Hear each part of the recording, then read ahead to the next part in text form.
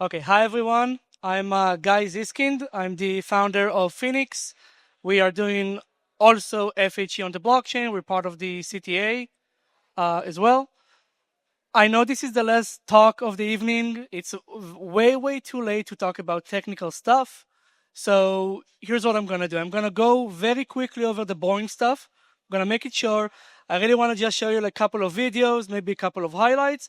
So who here knows that FHE, whether it's Zama, Phenix, Inco, everyone who's doing this also have this like hidden decryption key?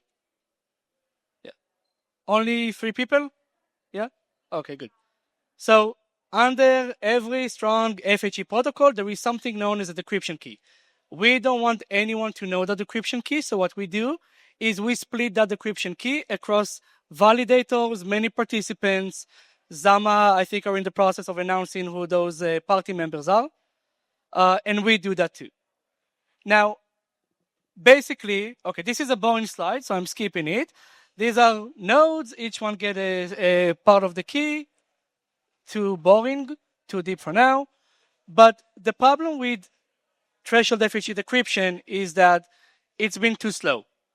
And I will soon explain why it being too slow is actually detrimental for what we're doing. So being too slow means that you could only do like 5 TPS, maybe 10 TPS, and it took about half a second to do decryption.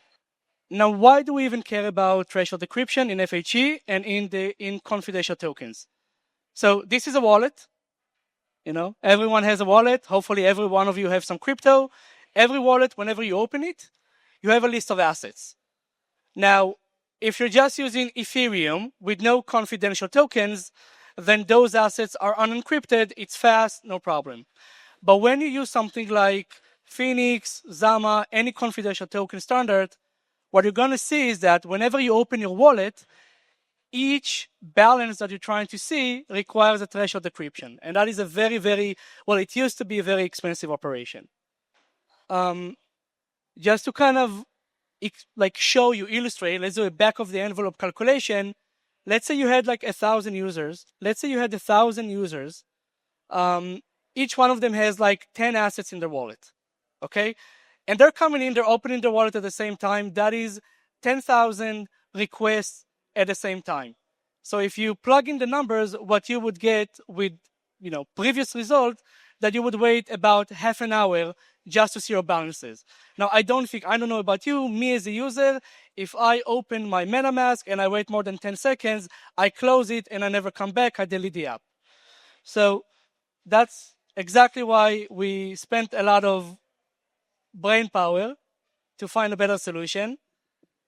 If you're somehow interested in this, then come talk to me. I'm not going to explain it now.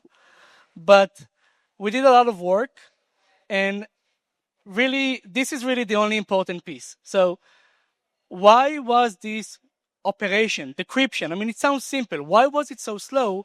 Well, it turns out that when you want to do decryption, to make it secure, you had to take the ciphertext, which is the encrypted token balance or data, whatever you have, and you had to blow it up. You had to make it like really big.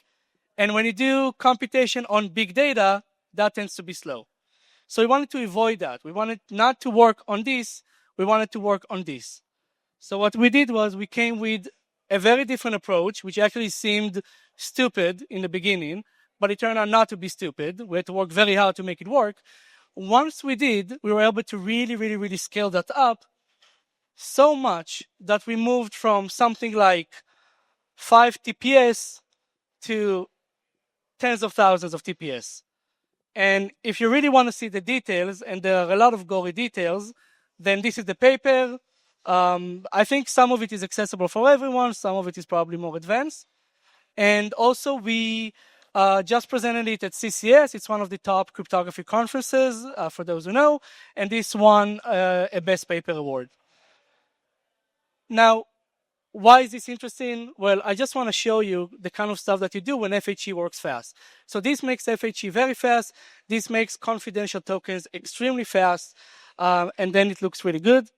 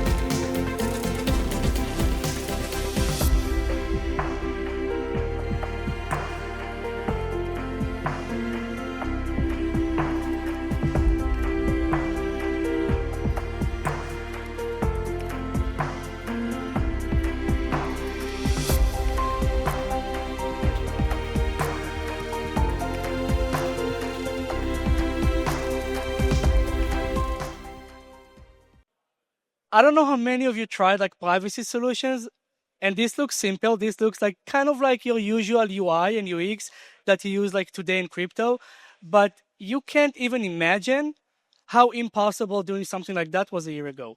Like when the team showed this to me, I was completely mind blown, and I'm working on privacy solutions for a decade. And I'm gonna very quickly. I won't show the full video, but I do want to show another team that's building a private. So this was confidential assets, confidential stable coins, payments. I do want to show you a version of a DEX that's powering confidential assets. I won't show the full thing, but maybe just a bit so that you get the gist of it. This is Fluton, the universal confidentiality engine. With Fluton, you can do confidential swaps, transfers, staking, lending, borrowing, and so on. This MVP demonstrates how you can send your assets from one network into another while keeping the amount hidden. In the future, we will also add selective disclosure and anonymity. Selective disclosure will allow you to conceal or reveal the detail you want instead of concealing all of the details. And anonymity will allow you to send transactions from a stealth address. Running FHE, running Phenix, From the public. and these are actually deployed like confidential ERC20 As a user, tokens. I can choose the networks and the tokens I want to use. And after I make my selection, I can enter an amount here and get offers from the solvers. So the solvers don't see the amount being sent, so they give their offers blindly based on a percentage fee. If the offer is suitable for me, I authorize the solver to fill this by clicking the transfer button here. And after I click it, what happens is I encrypt the amount being sent and being received before prompting the user to sign the transaction. So now the details are encrypted, and I prompted the MetaMask for the user to sign it. Let's just approve the transaction first. And then we approve the transaction itself.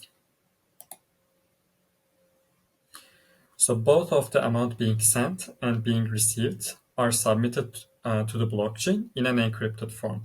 So let me just quickly show you the transaction details in order to prove this.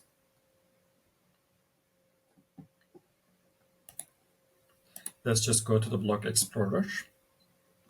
Let's just wait until it gets indexed. So that's us. That's what we've been doing. If you want to talk, we have like 5 team members here, and we'd love to talk to you about this. We're very, very passionate about it. Yeah, Jonathan, our head of product, just volunteered. So thank you very much.